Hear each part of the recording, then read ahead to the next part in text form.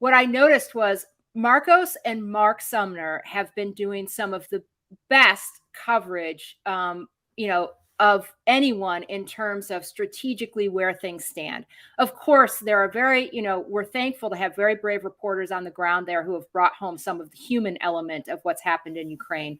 But when I listened to your episode, your podcast with John Stoltz, right, of Vote Vets, and I can't remember who your other Brendan guest. Friedman. Okay, yeah, I wasn't as familiar with him.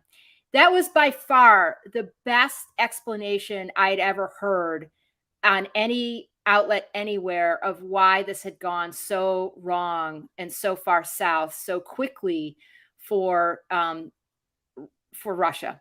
And, at that point, mainstream journalists were still asking Ukrainians, well, how long are you going to be able to hold out? And you guys were already predicting this is just a big loser, a big clusterfuck, for Putin, no matter which way he slices it now. It doesn't mean that it's not going to be incredibly painful. It doesn't mean that it's not going to be heart-wrenching to watch, but this is going to be this is already a disaster for him. So anyway, I just want to it wasn't even a prediction. I mean, we're seeing what's happening on the ground, and the traditional media has done a really good job on the human interest aspect of the story, the refugees, the human toll, that part of thing. They've been great being on the ground. That's a story that's relatively easy to tell. The story of what's happening militarily, none of these media people have military experience. When they go to the generals on CNN, the generals are looking at sort of the maps, the units, right? They don't actually have experience, the kind of experience that I did and John Stoltz did and Brendan Friedman did, of actually serving in a unit and dealing with the logistical reality of on the ground, right? Like being the grunt on the ground is a different view than being a general back in the Pentagon. It's sort of the difference. The person working the Amazon warehouse has a very different view of Amazon than Jeff Bezos. Sure. Bezos. Jeff Bezos. Yeah, we know who you mean.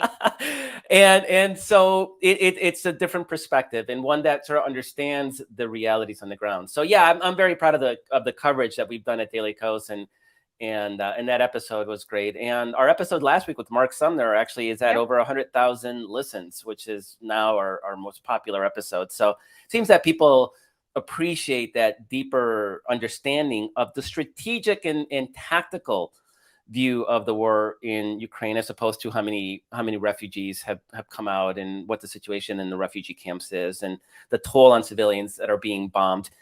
Important stories to tell. I do not want to minimize that in the least, but it's not the full story. And missing that part of the story is the reason that you had CNN for weeks talking about Russia is 20 kilometers from this downtown Kyiv, and acting like, oh my God, the hordes are coming. When we just look at the map and go, like, they literally haven't moved in 2 weeks. Yeah. So what are you hyperventilating about?